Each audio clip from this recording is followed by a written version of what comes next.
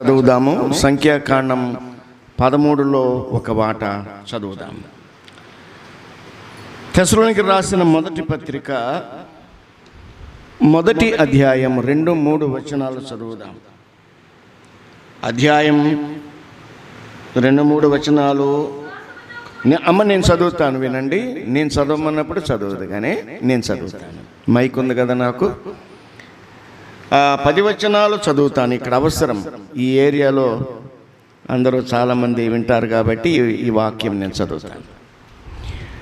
మొదటి నుంచి చదివేస్తాను, చూడండి. తండ్రి అయిన దేవుని యందును ప్రభువైన యేసుక్రీస్తునందును ఉన్న తెస్సలోనికైల సంఘమునకు పౌలను, సిల్వాను, తిమోతిను శుభమని చెప్పి వ్రాయినది కృపయు సమాధానమును మీకు కలుగునుగాక. విశ్వాసముతో కూడిన మీ పనిని, ప్రేమతో కూడిన మీ ప్రయాసమును, మన ప్రభువైన యేసుక్రీస్తునందలి నిరీక్షణతో కూడిన మీ ఓర్పును మేము మన తండ్రి అయిన దేవుని ఎదుట మానక జ్ఞాపకము చేసుకొనొచ్చు. మా ప్రార్థనల యందు మీ విషయమై విజ్ఞాపనము చేయొచ్చు. మీ అందరి నిమిత్తము ఎల్లప్పుడూ దేవునికి కృతజ్ఞతాస్తుతులు చెల్లించుచున్నాము. ఎలయనగా దేవుని వలన ప్రేమింపబడిన సహోదరులారా, మీరు ఏర్పరచబడిన సంగతి అనగా మా సువార్త మాటతో మాత్రము గాక శక్తితోనూ పరిశుద్ధాత్మతోనూ సంపూర్ణ నిశ్చయతతోనూ మీ వద్దకు వచ్చి ఉన్న సంగతి మాకు తెలియను. మీ నిమిత్తము మేము మీ ఎడల ఎట్టివారమై ఇంటుమో మీరెరుగుదురు. పరిశుద్ధాత్మ వలన కలుగు ఆనందముతో గొప్ప ఉపద్రవమందు మీరు వాక్యం అంగీకరించి మమ్మను ప్రభువును పోలి నడుచుకున్న వారైతరి. కాబట్టి మాసిదోనియాలోను అకయలోను విశ్వాసులందరికీ మాదిరి అయితరి.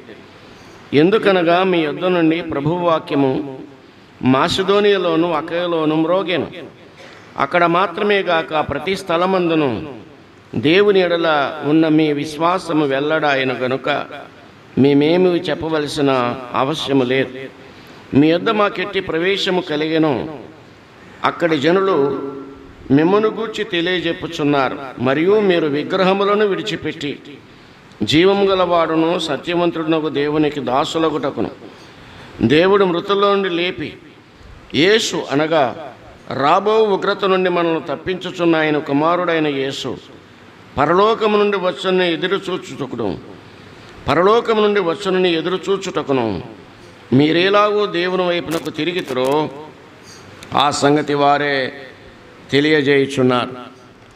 2-3 వచనాలు మనము చిన్న ధ్యానము చేద్దాం. ఒక మాటే, విశ్వాసముతో కూడిన మీ పనిని, ప్రేమతో కూడిన మీ ప్రయాసమును, మన ప్రభువైన యేసునందలి నిరీక్షణతో కూడిన మీ ఓర్పును మేము మన తండ్రి అయిన దేవుని ఎదుట మానక జ్ఞాపకం చేసుకొనొచ్చు.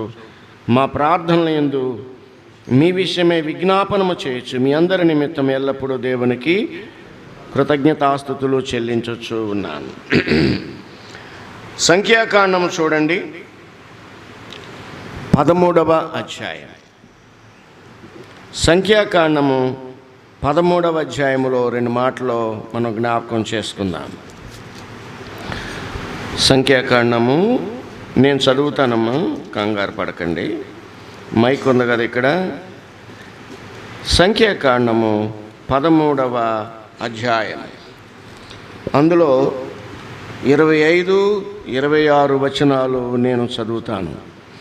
వారు 40 దినములు ఆ దేశమును సంచరించి చూచి తిరిగి వచ్చిరి. అట్లు వారు వెళ్ళి పారాను అరణ్యమందలి కాదేశులో ఉన్న మోషే అహరోనుల యొద్దకును ఇశ్రాయేళ్ల సర్వ సమాజమునొద్దకును వచ్చి వారికిని ఆ సర్వ సమాజమునకును సమాచారము తెలియజెప్పి ఆ దేశపు పండ్లను వారికి చూపించిరి. చిన్న ప్రార్థన చేస్తాం. ప్రేమగల తండ్రి, స్తోత్రములు. భీకరమైన వర్షము పడుతూ ఉండగా ఆసక్తితో మా ప్రియులైన వారిని అనేకులను తోడుకొని వచ్చారు. స్తోత్రములు. కూడిక మీరు జరిపిస్తున్నందుకై వందనాలు చెల్లిస్తున్నాం. మొదటగా మాట్లాడిన మీ దాసుని కనికరించండి. ఇంకను బలపరచండి, ఇంకను స్థిరపరచండి, ఇంకను అనేక స్థలములలో మీరు వాడుకొని మహిమను పొందండి. నేనును అల్పుడను, మీ సహాయము దయచేయమని మీ వాక్యం వినుటకు బుద్ధి పుట్టించండి. శ్రద్ధతో అందరూ వినున్నట్లు యేసుక్రీస్తును తమ సొంత రక్షకునిగా అంగీకరించిన వారు నమ్మునట్లు, నమ్మిన వారు స్థిరులుగా కదలని వారుగా ఎప్పటికీ మీ కార్యాభివృద్ధి యందు ఆసక్తిపరులుగా ఉంటకు సహాయం దయచేయమని ప్రతి విధమైన అభ్యంతరం, ఆటంకం దూరపరచండి. చీకటి అంధకార శక్తులను యేసుక్రీస్తు వారి నామమున బంధిస్తూ ఉన్నాం. దుష్టునిచే నడిపించబడుచున్న మనుషులను, దురాత్మ సమూహమును, వాయుమండల అధిపతిని యేసుక్రీస్తు వారి నామమున బంధిస్తూ ఉన్నాం. ఈ పరిసర ప్రాంతములలో ఉన్న ప్రతి ఆటంకమును తొలగించమని మహిమ, ఘనత, ప్రభావములు మీకే చెల్లిస్తూ మా ప్రభువైన క్రీస్తు యేసు వారి పరిశుద్ధ నామమున స్తుతులు, స్తోత్రములు చెల్లించి వేడుకొనుచున్నాము తండ్రి. ఆమేన్. ప్రియులారా, మనం చదువుకున్న వచనాలు ఇందులో 2-3 వచనాలు మొదటి పత్రిక మొదటి అధ్యాయంలో 2-3 వచనాల్లో 3 మాటలు ఉన్నాయి. గమనించండి. 3 మాటల్లో ఒక చిన్న మాట మనందరికీ అవసరం, పరిచయమైన మాట. మొదటి ప్రసంగములు కూడా ఈ సంగతులు వచ్చినాయి. విశ్వాసముతో కూడిన మీ పని అన్నాడు, ప్రేమతో కూడిన మీ ప్రయాస, నిరీక్షణతో కూడిన మీ ఓర్పు. ఈ 3 మాటలు మన మనసులో ఉంచుకోవాలి. విశ్వాసముతో కూడిన పని, ప్రేమతో కూడిన ప్రయాస, నిరీక్షణతో కూడిన ఓర్పు. విశ్వాసము, తర్వాత ప్రయాస, ప్రేమతో కూడిన ప్రయాస, తర్వాత నిరీక్షణతో కూడిన ఓర్పు. నిరీక్షణ కలిగిన వారందరికీ ఓర్పు ఉండాలి. విశ్వాసముతో కూడిన పని. పని ఎవరు చేసినా, ఎక్కడ చేసినా వారికి ఏముండాలంటే, పని చేసేవారికి విశ్వాసం ఉండాలి. దేవుని యొద్దకు వచ్చేవాడు ఆయన ఉన్నాడనియు, తన్ను వెతుకు వారికి ఫలము దయచేయవాడనియు అది నమ్మవలెను కదా. ఫలము దయచేసేవాడు. దేవుని సన్నిధికి వెళ్ళాలంటే ఆ వర్షం వస్తుంది. ఎలాగా? దేవా వర్షాన్ని ఆపండి, వర్షాన్ని ఆపండి అని ప్రార్థన చేస్తున్నాడు. అందరూ చేస్తున్నాం కదా. వర్షాన్ని ఆపండి. గొడుగు తీసుకెళ్ళాడు. గొడుగు తీసుకెళ్ళడం తప్పు కాదు. వర్షం ఆఫ్ చేస్తాడు ఆయన. అట్టి నమ్మకము మనకు ఉండాలి. మన ప్రయాణానికి భంగం కలిగించలేదు. ఇక్కడ మనల్ని క్షేమంగా చేర్చాడు. ఏదో తల మీద 2 తుప్పర్లు పడినా అందరం తడిసి ముద్దవలేదు కదా. ప్రతి సందర్భములో, ప్రతి విషయములో మనకు విశ్వాసం అనేది చాలా అవసరం. విశ్వాసము గురించే ఈ సంఖ్యాకాండంలో ఆ 2 మాటలు మనం చదువుకున్నాం. ఎందుకంటే కనాను దేశమును సంచరించి చూడమని పంపించారు. వెళ్ళిన వారు 12 మంది, గోత్రానికి ఒక్కొక్కరు. వారు ఎంతకాలం, ఎన్ని దినములు చూశారు అంటే 40 దినాలు ఆ దేశమును తిరిగి చూసి వచ్చారు.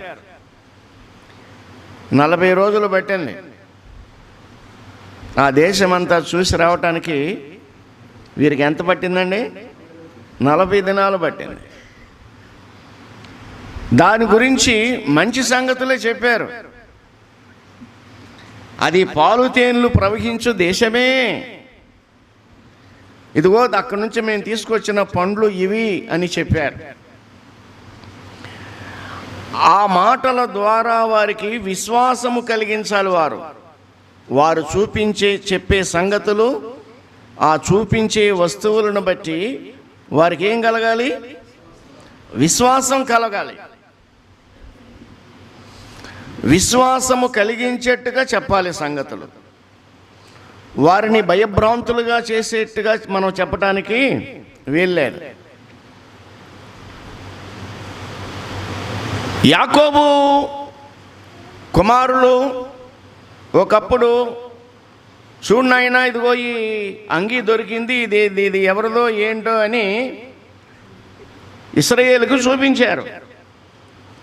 యోసేపుని గురించి చూపిస్తే యాకోబు గొల్లుమని ఏడ్చాడు. ఇది నిజంగా నా కుమారుడిదే, క్రూర మృగము దుష్ట మృగము చంపేసింది, ఇక లేడు యోసేపు అని ఏడ్చారు. ఏడిపించింది ఎవరు? యాకోబు కుమారులే, బ్రదర్సే ఏడిపించారు. యాకోబు కుమారులు యాకోబును, దేవుని పిల్లలు దేవుణ్ణి ఏడిపిస్తున్నారు. ఇప్పుడు ఆయన చేత సృష్టించబడిన వారు ఆయన్ని ఏం చేస్తున్నారు? ఏడిపిస్తున్నారు. ఆయన తండ్రి అంటలే, ఆయన తండ్రి అని గుర్తించడంలే. పరాయోని తండ్రి అంటే అసలు తండ్రికి ఏముంటుంది? గుండు కోతాయి కదా. పరాయోని తండ్రి అంటున్నారండి. అసలు తండ్రికి ఎంత బాధ ఉంటుంది? కన్నవాడికి, పెంచిన వాడికి, పెద్ద చేసిన వాడికి, విద్యాబుద్ధులు నేర్పించిన వాడికి ఎంత బాధ ఉంటుంది? పిల్లలు తండ్రిని ఏడిపించారు. యాకోబు కుమారులు అబద్ధాలు చెప్పి, అసత్యము చెప్పి, బ్రదర్ని అమ్ముకొని, బ్రదర్ని లేకుండా చేసి, గుంటలో వేసి అమ్మేసుకొని, నాన్నకి ఏం చెప్పుదామరంటే అందరూ ఒకటయ్యారు. అబద్ధం చెప్పడానికి అందరూ ఒకటయ్యారండి. సత్యం చెప్పడానికి ఒకటవ్వాలా? అబద్ధం చెప్పడానికి ఒకటవ్వాలా? సత్యం చెప్పడానికి ఏక మనసు కావాలి. ఏక మనసు. అపోస్తలులు ప్రారంభములో ఎందుకు సక్సెస్ అయ్యారంటే వారిలో ఏముంది? ఏక మనసు ఉందండి. వారు చిరాస్తులు అమ్మి శిష్యుల పాదముల యొద్ద పెట్టారు. అది ఏక మనసు. వీళ్ళు అబద్ధం చెప్పడానికి ఏక మనసు. అందరూ వచ్చి పాపం పెద్ద ఆయన ఏడిపించారు. ఏడిపించవచ్చా? ఆయన ఏడిపించాడు అనుకోండి. యాకోబు ఏడిపించలేదా? ఏడిపించినోడికి ఏడిపే మరి. కాబట్టి మనం ఎవరిని ఏడిపించకూడదు, తెలిసి ఎవరిని ఏడిపించకూడదు. సంతోషపరచాలా, వారి దుఃఖము తీసివేయాల, వారికి ఆనందము కలిగించేట్టు ప్రయత్నం చేయాల. వెళ్ళారు, 40 దినాలు సంచరించారు. మంచి సంగతులు చెప్తున్నారన్నమాట. అది పాలు తేనెలు ప్రవహించు దేశమే, దాని పండ్లు ఈగోండని చెప్తున్నారు. సరే, మళ్ళీ ఒకసారి ఇశ్రాయేలు దగ్గరికి వెళదాము. చాలా కాలం అయిన తర్వాత ఆ ప్రాంతానికి కరువు వచ్చినప్పుడు యాకోబు పంపించాడు, ఫరో యొద్దకు పంపించాడు. అక్కడ ఎవరున్నారు? యోసేపు ఉన్నాడు కదా. వీళ్ళు గుర్తుపట్టలే, ఆయన గుర్తుపెట్టాడు. వీళ్ళు గుర్తుపట్టలేదంటే కృతజ్ఞత లేని వారు గుర్తుపట్టరు. ఎప్పుడు దేవుని భయం ఉన్నవాడు గుర్తుపెట్టాడు. మీరు నా సహోదరులు అన్నాడు. ఒక పక్కన నలుపుతూనే హృదయాలు, ఒక ప్రక్కన మళ్ళీ ఆదరణ కలిగించాడు. అవన్నీ మనకు తెలుసు. సరే, నేను యోసేపును అన్నాడు. షాట్కి వెళ్ళాడు, దుఃఖపడ్డాడు. నేను యోసేపును అన్నాడు. వీళ్ళు ఏమైపోయారు ఆ ఒక్క మాటకి? నేను యోసేపునని ఎప్పుడు అన్నాడో గందరగోళం అయిపోయారు వీళ్ళు. ఒరే, మన తమ్ముడు అంటారా? ఇక్కడ ప్రధానమంత్రి ఎవరు? మన తమ్ముడే. అయ్యో, తాత్తరబిత్తరలాడిపోయారంతే. ఇంకా నా తండ్రి బ్రతికి ఉన్నాడా అన్నాడు. నా తండ్రి ఇంకా పరలోకమందున్న తండ్రి సజీవుడు, నిన్న నేడు రేపు ఏకరీతిగా ఉన్నవాడు. ఆయన సజీవుడండి. ఆయనే యేసు క్రీస్తుగా దిగివచ్చాడు. మృతుడనైతిని కానీ ఇదిగో యుగాయుగములు సజీవుడు. మనం ఆరాధించే దేవుడు, మనం పూజించే దేవుడు, మనం ఘనపరిచే దేవుడు, మనం ప్రకటించే దేవుడు ఎలాంటి దేవుడు? ఇది తెలుసుకోవాలి స్నేహితులారా. మనము సజీవుడైన దేవుని యొద్దకు వచ్చాము కాబట్టి మన టైం వేస్ట్ కాదు, మన బలం వేస్ట్ కాదు, మన ధనం వేస్ట్ కాదు, అసలు మనం వేస్ట్ కాదు. అసలైనోడి దగ్గరకు వచ్చాము. ఆయన దగ్గరకు వచ్చిన వారు, ఆయనకు సేవ చేసేవారు, ఆయన ఆరాధించేవారు ఇది వేస్ట్ అది వేస్ట్ అనుకోకూడదు. దేవుళ్ళు కాని వారికి దాసులయ్యారే, అది వేస్ట్ అన్నమాట. అది వేస్ట్ కార్యక్రమం. ఈయన నామమున గిన్నెడు చన్నీళ్ళు భూలోకములో పంచిపెట్టామనుకో, ఇది వేస్ట్ కాదు. ఏ పరిచర్య చేసినా వేస్ట్ కాదు. యోసేపు దగ్గర సహోదరులు గందరగోళమయ్యారు. మీరు గాబరా పడకండి, నా తండ్రి ఇంకా బ్రతికున్నాడా? అయితే మీరు వెళ్ళి నా తండ్రిని ఈ బండ్ల మీద ఎక్కించుకుని తీసుకొని అందరికీ బహుమానాలు ఇచ్చాడు. తనతో పుట్టిన సహోదరునికి రెట్టింపు బహుమానం ఇచ్చాడు. ఇప్పుడు వీళ్ళు బహుమానాలు తీసుకొని ఆయన ఇచ్చిన బండ్ల మీద తండ్రి దగ్గరకు వెళుతూ ఉన్నారు. తండ్రి దగ్గరికి వెళ్ళారు. ప్రయాణంలో చాలా సంగతులు మాట్లాడుకుని ఉంటారు వాళ్ళు. అరే మన తమ్ముడు ఎంత మంచోడురా, మనము అన్యాయంగా ఆయన మనం ఇలాగ అమ్మేసుకుని దూరం చేసుకున్నాం. చాలా చెప్పుకుని ఉంటారులేండి, చాలా చెప్పుకుని ఉంటారు. తెలియక చేశారు, అదంతా తెలియక చేశారు. నేను తెలియక పాపాలు చేశానన్నాడు పౌలు. తెలియక అవిశ్వాసం వల్ల చేసి తిని గనుక కనికరించ. తెలియక చేసేవారందరూ దేవుడు కనికరిస్తాడండి. ఆయన కృపగల దేవుడు. వీళ్ళు వెళ్ళి ఏం చేశారో తెలుసా? నాన్నగారు, మన తమ్ముడైన యోసేపు బ్రతికి ఉన్నాడు అన్నారు. నమ్ముతాడండి? నమ్ముతాడా? వీళ్ళు నమ్మించగలరా? అరే చనిపోయి ఎంత కాలం అయింది, ఎన్ని సంవత్సరాలు అయిపోయింది. అప్పుడేమో చనిపోయిందని చెప్పింది మీరే, ఇప్పుడు బ్రతికాడని చెప్పింది మీరే. వీళ్ళు ఏదైనా చెప్తారు, వీరేదైనా చెప్తారు. అప్పుడు చెప్పింది అబద్ధం, కానీ ఇప్పుడు చెప్పేది సత్యం. ఇప్పుడు సత్యం నమ్ముతాడా ఆయన? అబద్ధం నమ్మటానికి వీరు మసిపూసి మారేడుగా చేశారు. అక్కడ ఒక అంగి తీసుకొచ్చారు, దాన్ని గొర్రెని చంపారు, రక్తం పూశారు. పెద్ద ఆయన చూసి గొళ్ళుమని ఏడ్చాడు. నమ్మించారు కదండి, నమ్మించారు. ఏంటైనా ఏడుస్తున్నామంటే ఇంకేముంది, యోసేపు లేడని గాలు అయిపోయింది, అందరూ నమ్మేశారు. యోసేపు లేడనేది అర్థమైపోయింది ప్రపంచానికి. ప్రపంచంలో యోసేపు అనేవాడు లేడు. యోసేపు చనిపోయాడు, ప్రపంచం నమ్మింది. ఇప్పుడు యోసేపు సజీవుడుగా ఉన్నాడు. ఇప్పుడు ప్రపంచం నమ్మాలి ఇప్పుడు కదండి.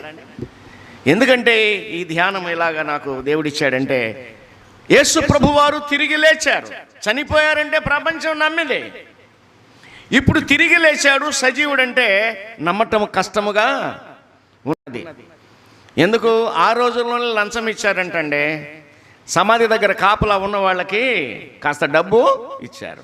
లంచాలు ఉన్నాయి, అప్పుడు ఉన్నాయి, ఇప్పుడు ఉన్నాయి, ఎప్పుడు ఉన్నాయి. వారు ఏం చెప్పారంటే, ఈ డబ్బు ఇచ్చి మేము నిద్రిస్తూ ఉండగా ఆయన శిష్యులు వచ్చి ఎత్తుకొని పోయారు అని చెప్పమన్నారు. ఏమండి, నిద్రపోయే వాళ్ళు ఎలాగ చూశారు చెప్పండి?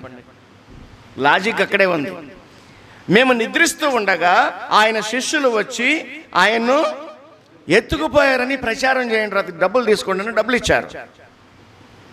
మరి నిద్రపోయే వాళ్ళు ఎలాగూ చూశారనేది ప్రశ్న. గాఢంగా నిద్రపోయేవాడు దొంగ వచ్చి కొట్టుకొని పోతున్నా చూసుకోలేడు కదా. మరి వీళ్ళు ఎలాగ చూశారు? వారు చెప్పే సమాచారము పెద్ద అబద్ధమని అందులోనే తెలిసిపోయింది. ఆయన 40 రోజుల వరకు కనిపించాడు. అందుకే 40 దినాల వరకు కనిపించాడు యేసు ప్రభువారు. 40 దినాల వరకు కనిపించి అనేక రుజువులు చూపించాడు. ఆయన అనేక సాక్ష్యాలు చూపించాడు. ఎమ్మాయి మార్గములో నడిచి వెళుతూ ఉన్నారు 2 సోదరులు, వారితో మింగిలైనారు. ఆయన, మీరు దేని గురించి మాట్లాడుతూ ఉన్నారు? అయ్యే ఇప్పుడు 4 రోజులు అయింది, నీకే తెలియదా?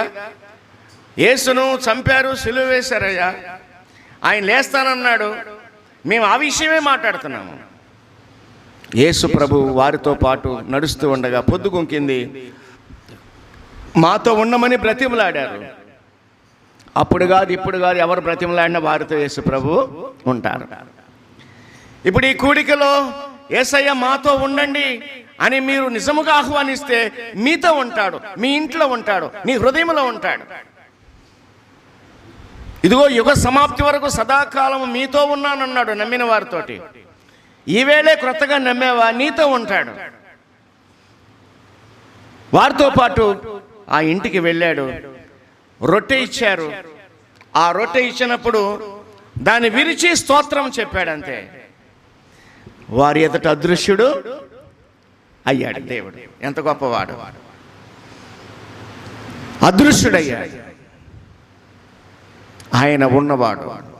మోషేతో అదే చెప్పాడు కదా, అయ్యా నిన్ను గురించి మేము ఏం చెప్పాలి, నీ పేరు అడిగితే ఏం చెప్పాలంటే నేను ఉన్నవాడను, అనువాడనై. ఎప్పటి నుంచి ఉన్నవాడండి ఈయన?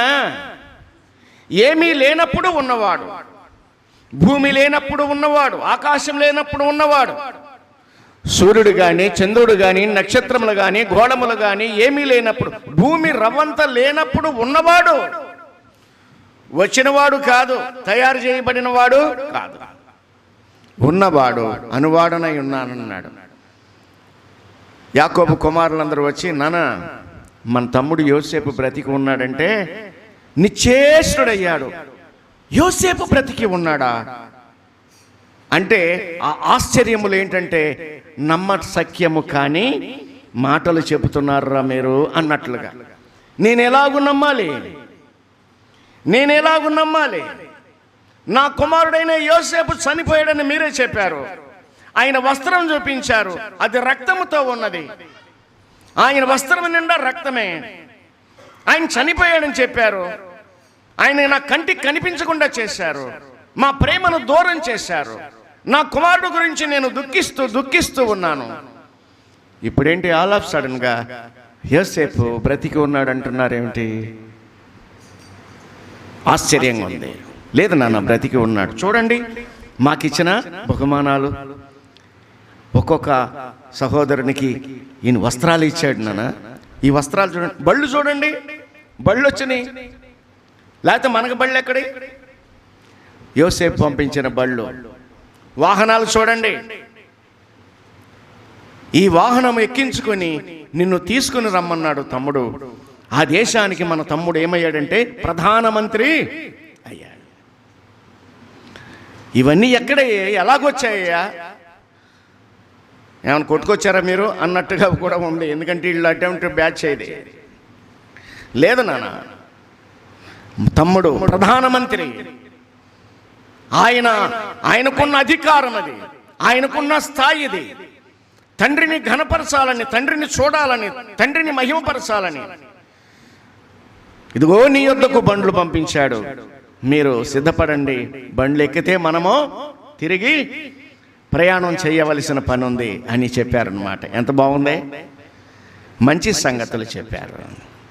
అయితే ఇక్కడ 40 దినాలు సంచరించిన వారు, ఇందులో కొందరు అబద్ధాలు చెప్పారండి, సరిగా చెప్పలేదు.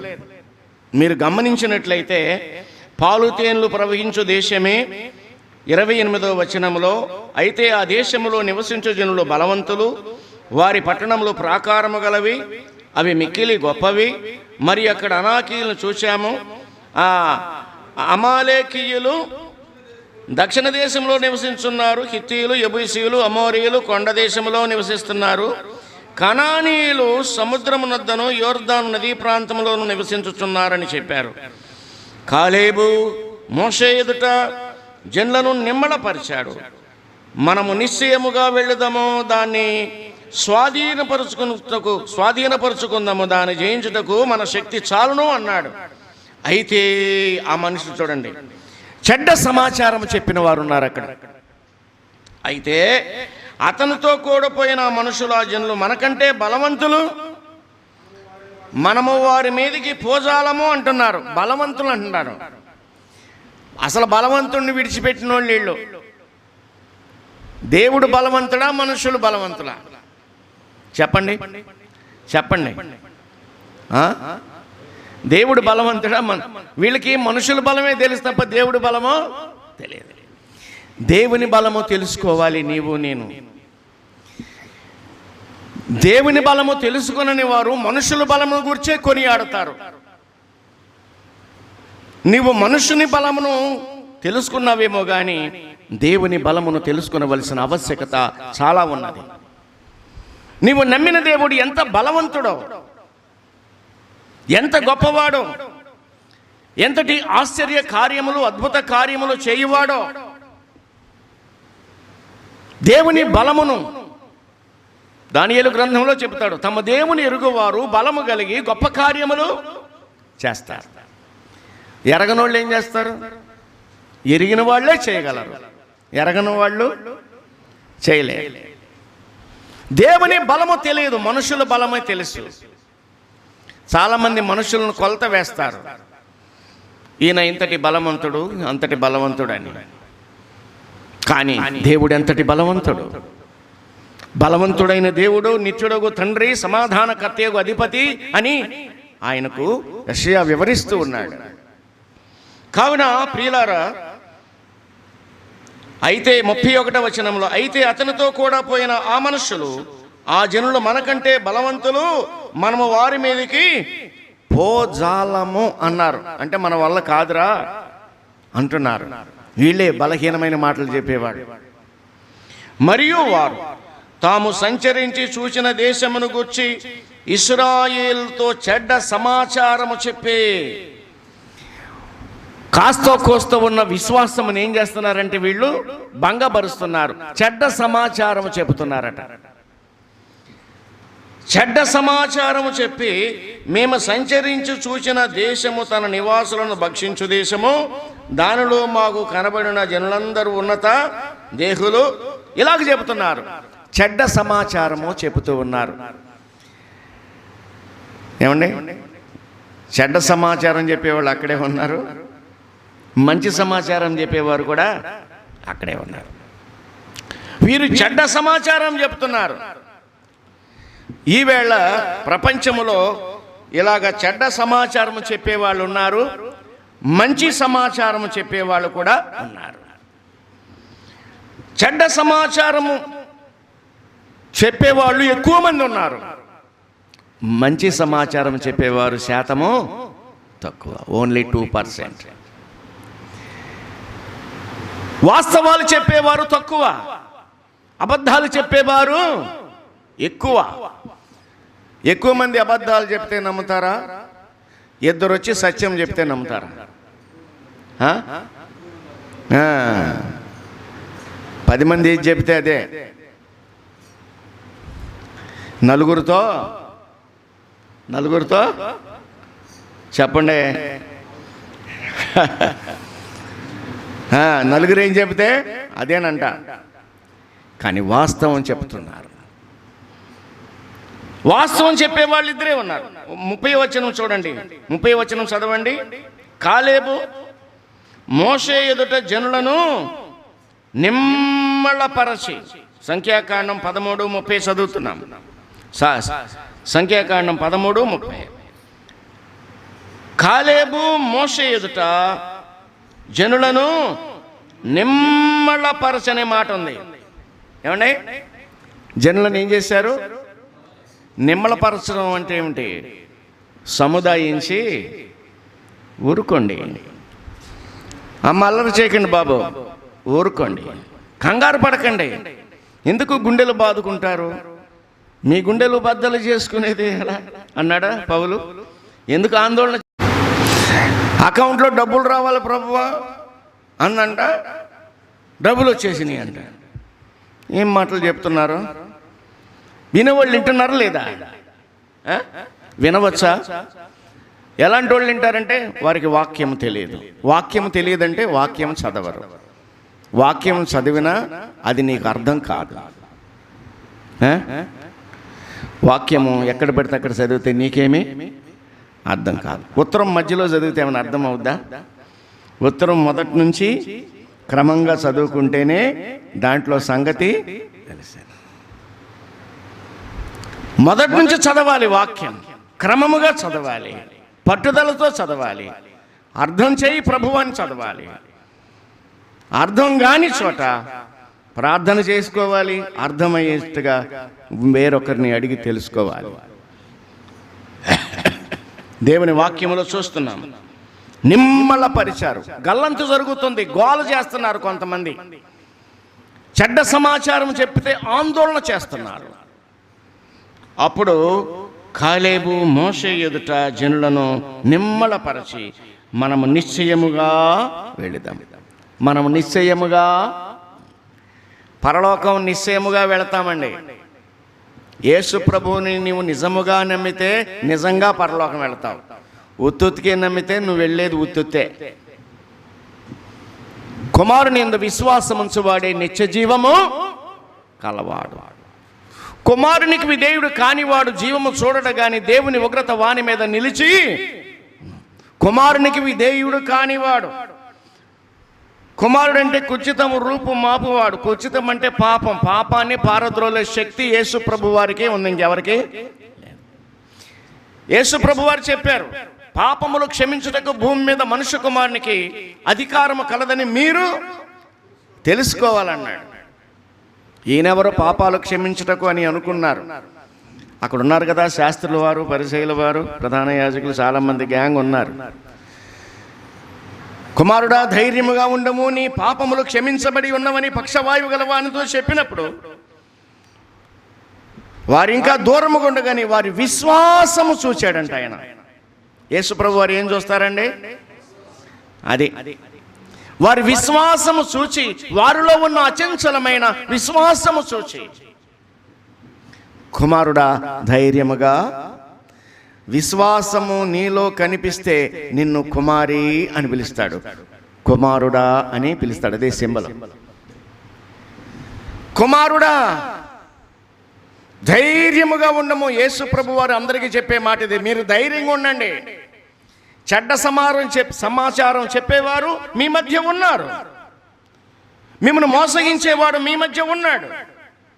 అపవాది మిమ్మల్ని సులువుగా మోసములో పెట్టేస్తాడు. వాని మాటలు నమ్మవద్దు, చెడ్డ సమాచారం ఏది నమ్మవద్దు. మీరు పరలోకం చేరాలంటే చాలా సులువైన మార్గం. మీ పాపములకు ప్రాయశ్చిత్తం చేయడానికి నేను వచ్చాను, కల్వరిలో నా రక్తమును చిందించాను. ఆ రక్తమును బట్టి మీ పాపములకు ప్రాయశ్చిత్తం జరిగింది. నేను సమాధిని గెలిచి తిరిగి లేచాను. కుమారుని యందు ఎవడైతే విశ్వాసం ఉంచుతాడో వాడికే పరలోకమని తండ్రి చెప్తున్నాడు. నా యందు విశ్వాసం ఉంచు వారిని నేనెంత మాత్రమును త్రోసివేయను. త్రోసివేయనంటే ఏంటి అర్థం? త్రోసివేయటం అంటే అర్థం ఏమిటండి? ఆయన గెట్ అవుట్ అని అండం, గెట్ అవుట్ అని అండం. ఆయన ఎవరిని పోగొట్టుకోడు. యేసయ్యా అని నువ్వు పిలిచావనుకో, చెప్పమ్మా బాబు చెప్పు అంటాడు. యేసయ్యా నీతో నేను ఉంటానయ్యా, నీవు నాకు కావాలయ్యా అని నువ్వు అన్నావనుకో, యేసయ్యో నాతో నువ్వు వద్దంటాడా? ఒకడు వద్దన్నాడు, నాతో వద్దనలేదు, ఇప్పుడు వద్దన్నాడు. ఎవరినో తెలుసా? వినండి, సేనాదేయం పట్టినవాడిని, సేనాదేయం పట్టిన వాడిని యేసు ప్రభువు పిలిచి నువ్వెవరు అంటే సేన అని చెప్పాడు. చాలా దెయ్యాలు ఉన్నాయి, ఇతన్ని విడిచి వెళ్ళిపోమ్మని ఆజ్ఞాపించారు. దెయ్యము దేవుడితో మాట్లాడింది, అయ్యా అప్పుడే వచ్చేసావా మమ్మల్ని బంధించి నాశనం చేయటానికి? ఆ పందుల్లోకి పోయేలాగా ఆజ్ఞనివ్వండి అని అంటే యేసు ప్రభు వారు సెలవిచ్చారు. ఆ దెయ్యాలు పందుల్లోకి వెళ్ళి, పందులు సరస్సులోకి వెళ్ళి మొత్తం చచ్చిపోయినాయి. ఆ పందుల సంగతి మనకు వద్దు, ఆ ఎరుకల సంగతి మనకి వద్దు. అసలు సంగతి ఏంటంటే ఆ దయ్యములు పోయిన వ్యక్తి స్వస్థ చిత్తుడై వస్త్రములు కట్టుకొని యేసు ప్రభు పాదముల యొద్ద కూర్చున్నాడంటండి. ఆహాహా, హల్లెలూయా అని చెప్పాలి. దేవునికి స్తోత్రం. స్వస్థ చిత్తుడై అనే మాట. ఇప్పుడు స్వస్థ బుద్ధి కావాలి మనకి. ఏ బుద్ధి కావాలండి? బుద్ధి ఖరాబ్ అయింది, బుద్ధి గడ్డి తింది, బుద్ధి చెడిపోయింది. ఇప్పుడు ఏ బుద్ధి కావాలి? స్వస్థ బుద్ధి. స్వస్థ బుద్ధి కోటాలు అంటే ఎవరన్నా వస్తారా? మనోళ్ళు. వాళ్ళకి అది ఎక్కదో. స్వస్థ బుద్ధి ఏంటి? అబ్బా, స్వస్థ బుద్ధి అయితే మనకు వద్దురా. మనకు స్వస్థత ఏంటి? స్వస్థత కడుపు నొప్పి తగ్గింది, పంటి నొప్పి తగ్గింది, కాలు నొప్పి తగ్గింది, పడిశం తగ్గింది, జ్వరం తగ్గింది. ఈ మళ్ళీ రావా? రావా? మన అవయవాలకి జబ్బులు వస్తాయి, పోతూ ఉంటాయి. హృదయములో నెమ్మది, హృదయములో నెమ్మది లేక వేసారి విసికిన బ్రతుక, హృదయములో నెమ్మది లేక వేసారి విసికిన బ్రతుక, కడసారి నిరీక్షణ ఇదియే యేసయ్య కలువరి సిలువే, కడసారి నిరీక్షణ ఇదియే యేసయ్య కలువరి సిలువే. మానవా మరలిరా, మరలిరా మానవా. స్వస్థ చిత్తుడై వస్త్రములు కట్టుకొని ఎక్కడున్నాడంటండి? యేసు ప్రభు పాదాల దగ్గర కూర్చొని, ఇక నిన్ను నేను వదలను అంటున్నాడు. అప్పుడు చెప్పాడు యేసు ప్రభు, ఏం చెప్పారు తెలుసా? ఇప్పుడు వదలరా బాబు, నాకు చాలా పని ఉంది లోకంలో. ఇంటికి వెళ్ళి బుద్ధిగా ఉండి దేవుడు నీకు చేసిన గొప్ప కార్యాలు వివరించు. మనందరం కలిసి ఉండే రోజు ఒకటి ఉంది. అప్పుడు ఈ లోకములో నా పని చేయాలి, నువ్వు నీ పని చేయాలి. నువ్వేం చేయాలి? నీ ఇంటికి వెళ్ళాలి. నీ ఇంట్లో నీ ద్వారా నెమ్మది కావాలి, నీ ద్వారా ప్రశాంతత నీ కుటుంబీకులకు రావాలి. నీ ఇంట్లో నిన్ను గుర్చిన సాక్ష్యము మొదలు పెట్టాలి. నీ ఇంటిలో, నీ వీధిలో, నీ ఊరిలో, నీ గ్రామంలో, నీ పట్టణంలో నిన్ను గుర్చిన సాక్ష్యం రావాలి అని ఇంటికి పంపించాడు. తర్వాత మన ఇంటికి వెళ్ళిపోదాం కదండి. మంచి సమాచారం. ఇక్కడ మంచి సమాచారం అనే దాని గురించి ఈ మాటలు మనం జ్ఞాపకం చేసుకుంటున్నాం. వారు చెడ్డ సమాచారం చెప్పారు. మంచి సమాచారం చెప్పిన వారు నిమ్మలపరిచి జనులను నిమ్మలపరిచి. ఇవాళ జనులను నిమ్మలపరిచేవాళ్ళు కావాలండి. ఆందోళనలోనూ నెట్టేసేవాళ్ళు మనకే, భయపెట్టేవాళ్ళు మనకు అక్కర్లేదండి. అమ్మా నువ్వు నిదానంగా ఉండు, నువ్వు నెమ్మదిగా ఉండు. ప్రభు తిరిగి వస్తున్నాడు. ఆయన ఆకాశ మండలమునకు మేఘారూఢుడై వస్తున్నాడు. ఆయన ప్రతి బాష్ప బిందువును తుడిచివేస్తాడు. నీకు నెమ్మది ఇస్తాడు, శాంతి ఇస్తాడు, సమాధానం ఇస్తాడు, నివాసం ఇస్తాడు. అక్కడ ఆకలి లేదు, దప్పిక లేదు, వ్యాధి లేదు, బాధ లేదు, కన్నీరు లేదు, కష్టం లేదు, రోగం లేదు, మరణం లేదు.